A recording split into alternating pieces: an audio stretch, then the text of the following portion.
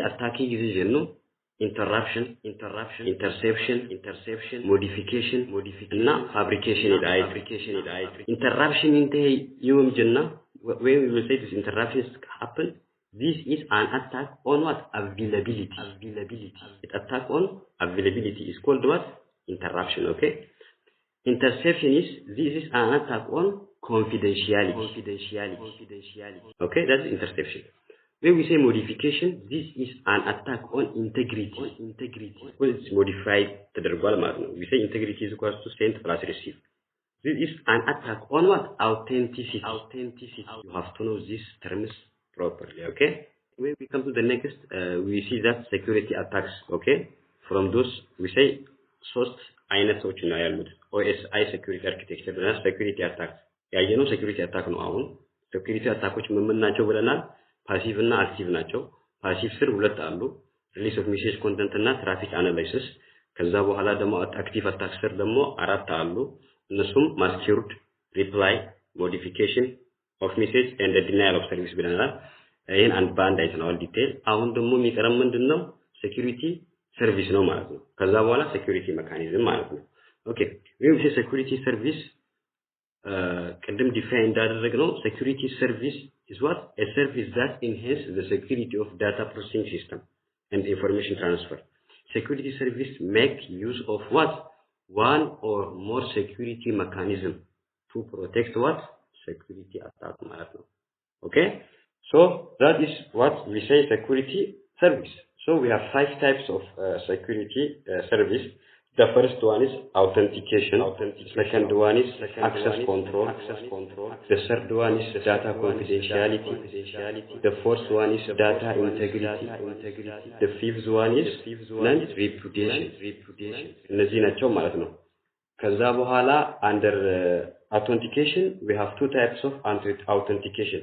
Authentication ማለት simply እንዲሁ ነገራችሁ ምንድነው ሴንደሩ ያ እናንተ ያያላችሁት ሰውዬ መሆን ማረጋገጥ ማለት ነው the assurance that the communicating entity is the one that is claimed to be entity ያሳው ጅሩሱን ጉርባኑ ቲባኑ ሲንተው assure godchu is called authentication.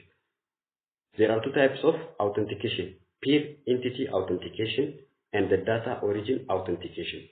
Peer entity authentication is used in association with logical connection to provide confidence in identity of entities connected.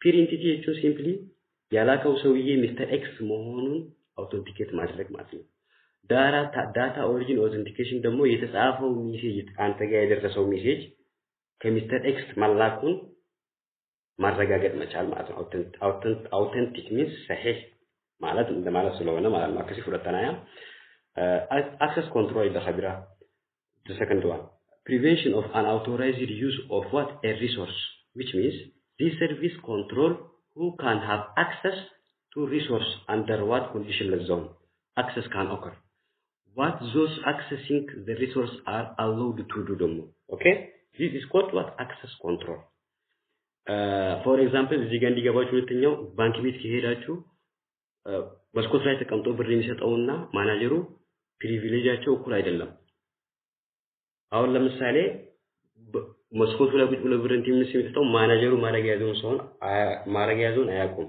ማናጀሩ ግን እነሱን ይቆጣጠራቸዋል this is what access control ማለት ነው ኦኬ እነዚህ እሱ መቆጣጠር አይችሉም ይሄኛው ግን መቆጣጠር ይችላል ይሄ ራሱ መቆጣጠር የሚችለው at which extent ነው limited ነው ማለት ነው data confidentiality ሶስተኛው ላይ ስመጣ this is the part of the protection of data from what unauthorized disclosure ማለት ነው that is what we want confidentiality ፈተና ላይ መጣለች ቅድም አሳይቼው ላይ መጀመሪያ ቪዲዮ ላይ እንዳያችኋት disclosure of information ከተባለ from unauthorized not authorized unauthorized that is confidentiality there are a lot of confidentiality which we have here for unnecessary የተጠቀሱት connection confidentiality connectionless confidentiality selective field confidentiality and traffic flow confidentiality when we say connection confidentiality the protection of all user data on a connection ማለት ነው when we say connectionless confidentiality the protection of all user data in single data block ማለት ነው when we say selective field confidentiality it is what the confidentiality of selected field within user data on a connection or in single data block ማለት ነው ኦኬ selected field ስላለ ማለት ነው traffic flow confidentiality ስንል ደግሞ ማለት ነው the protection of the information that may be derived from observation of what from observation of traffic flows okay traffic flow confidentiality ጃማያችሁ when we come to the fourth one it is data integrity simply integrity ጊዜ ጁ ማለት ነው send is equals to receive አተነቀበተኔ ጁ የተላከው ሜሴጅ እዛ የደረሰው መሆን አለበት okay there is no modification ማለት ነው okay the assurance that data received are exactly as sent by an authorized entity definition is which means contain no modification insertion deletion or replay there are around 5 types of integrity the first one is connection integrity with recovery the second one is connection integrity without recovery the third one is selective field connection integrity the fourth one is connectionless integrity the last one is selective field connectionless integrity these all are what types of integrity data integrity so you will read this from your handout properly okay when we come to the last one non repudiation ጃይቱ non repudiation የቱን ኮንሰፕት ይሳክ ማን ሲኔመት ኮንሰፕቱ ልክ እንደነገርኳችሁ ምን ማለት ነው non repudiation ማለት provides protection against denial by one of the entity involved in communication of having participated in all or part of the communication for example Mr. X is sending message for Mr. Y okay then Mr. Y may say that no I didn't receive the message if he say non repudiation means non denial እንዳይፈጠር ያደርጋል ማለት ነው repudiation ተፈጠረ ማለት ነው እንደዛ ካደ አልደረሰኝም ወይም ደግሞ የደረሰኝ ሜሴጅ አንተ ይሄ አይደለም እንደዚህ ነው ብለን ይላከኝ እኔ እንደዚህ ብዬ አላኩም ሊል ይችላል ሚስተር ኤክስ ሶ ይሄ እንዳይፈጠር ያደርጋል ማ ሴኩሪቲ ሰርቪስ no repudiation እንዳይፈጠር ያደርጋል ምን there are two types of no repudiation እዚህ ጋር ያለን no repudiation origin እና no repudiation destination ነው from sender መካድ አይችልም እሱ አላኩም ብሎ የደላከውን ነገር ማለት ነው ሪሲቨሩ አልተቀበልኩም ብሎ መካድ አይችልም የተቀበለውን ነገር እንደማለት ነው ኦኬ ሶ እነዚህ አምስት ነገሮችን ያደርጋል ሴኩሪቲ ሰርቪስ አውተንቲኬሽን ያደርጋል አለው access control አለው data confidentiality data integrity as well as non repudiation under security mechanism you will read this two slides from your handout properly in detail let me touch it highlight for you security mechanism are divided into those that are implemented in specific protocol layers such as TCP or an application layer protocol and those that are not specific to any particular protocol layer or security service ይላል specific service mechanismoች አሉት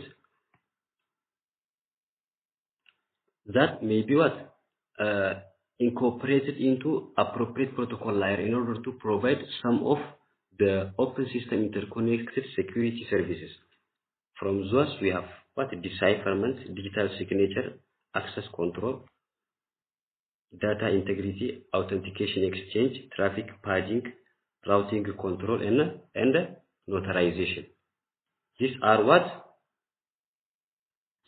are specific security mechanism ናቸው ማለት ነው if I say list specific security mechanisms it's decipherment digital signature access control data integrity authentication exchange traffic padding routing control notarization እነዚህንም ኮንሰፕታቸውን ማየት አለባችሁ አሁን ለምሳሌ መጨረሻ ላይ ያለችው notarization the use of trusted third party ማለት ነው አሁን ለምሳሌ ሚስተር ኤክስ እና ዋይ ሲያወሩ ሀክ የሚያደርጉ ዜድ አይደለ እነሱ ደግሞ ሚስተር ደብሊውን እዛ ጋር ትረስት አድርጎ አስቀምጦ ኔትወርኩን ፕሮቴክት እንዲያደርግላቸው እንደማለት ነው the use of trusted third party to assure certain properties of data exchange ማለት ነው when we come to preserve security mechanism mechanisms that are not specific ማለት ነው. This one is not specific. That one is specific.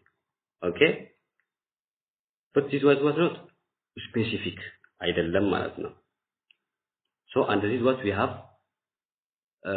trusted functionality and the security label, event detection, security audit trial, and the security recovery.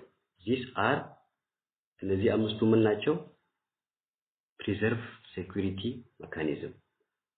We see that the difference between preserve and the specific is that one is specific, this one is not specific. These are all about chapter 1, part 1. We will see others also. Thank you.